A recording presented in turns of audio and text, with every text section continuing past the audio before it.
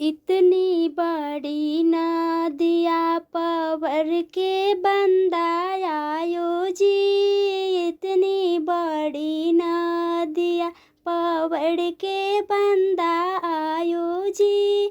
बंदा के पापा बनारस के गुंडा भांग पिए मतवाला जी।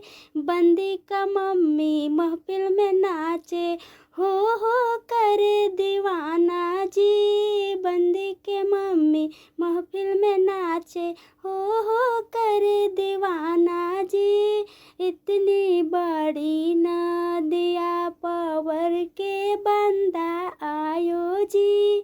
इतनी बड़ी नदिया पवर के बंदा आयो जी।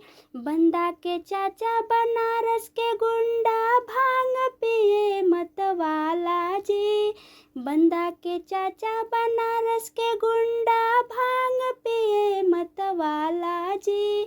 बंदी के चाची महफिल में नाचे हो करे दीवाना जी। बंदी के चाची महफिल में नाचे हो करे दीवाना जी।